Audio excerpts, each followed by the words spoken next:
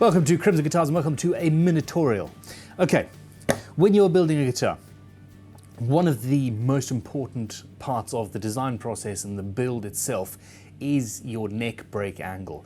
And I have answered a number of questions about how to work that out, figure it out, and seriously, it is nowhere near as difficult as you think. Get a piece of paper, draw a full-size guitar from the side profile, bump, find your bridge, find out exactly how high it needs to be and actually just draw it on.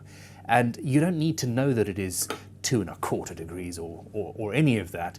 Just know that at that point it needs to be 14 mil high and draw a physical shape that you then put onto your neck blank if you're going through neck, etc. So that being said,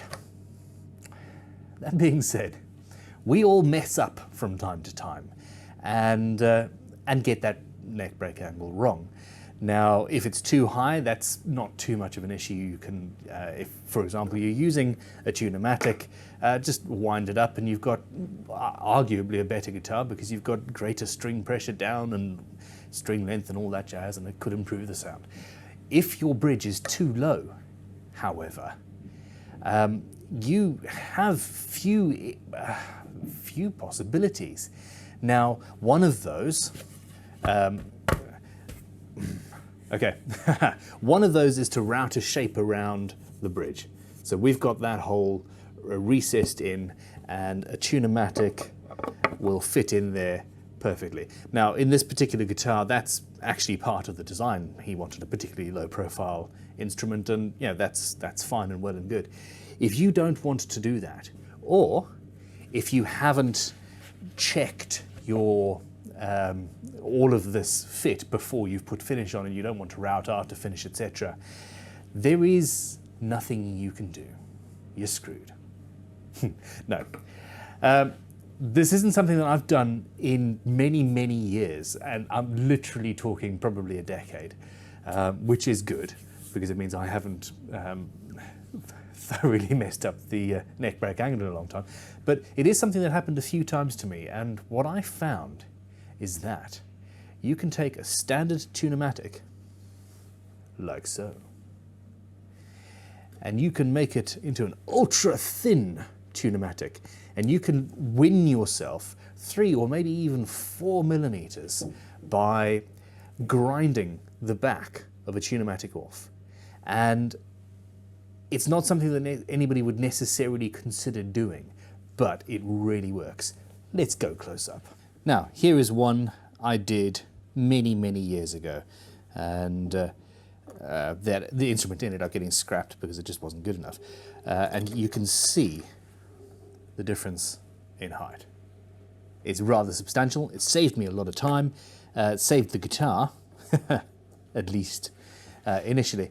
And it really was as simple as putting the bridge in a vise, and I hit it with an angle grinder to take the bulk of it off. And what I do is line it up with the bottom of the 2 outermost screws and almost get them. And you can use the holes here as a guide. And I haven't affected, because this is metal, I haven't affected the bridge in the slightest. It's still a solid, stable aluminium bridge, does its job very well, and it also happens to be low profile. Now, it could save you one day. It could also give you an extra option for your guitar if you want a particularly low profile guitar, but don't fancy routing a hole where your Tune-o-matic will be. And you can do this sort of thing with other bridges, although the Tune-o-matic, by dint of its relatively small surface area, is much easier to do. Essentially, what I'm saying is, if you want to be a guitar builder, do not be afraid to experiment. Do not be afraid of metal work, for one. This sort of engineering is, I used to say that metal is sterile and soulless and boring. And do you know what? I absolutely love playing around with engineering lathes and making things out of metal. It's not sterile and soulless. It is predictable and solid, and it's not going to warp on you. Anyway, Thank you for watching. Click like and subscribe. Please consider supporting our Patreon because that keeps this whole behemoth going and these videos coming. And yeah, if you have any other ideas for a video, any questions you want answered, or any other tips and tricks like this one, please put them in the comments below because I am still learning. In fact, well, that's the most important part of my life. If I stop learning new things, quite frankly, I'm out. Thanks for watching. Cheerio. Yeah. I found this in a drawer and I thought, ooh, there's a video there. So, done. Goodbye. I'm waffling.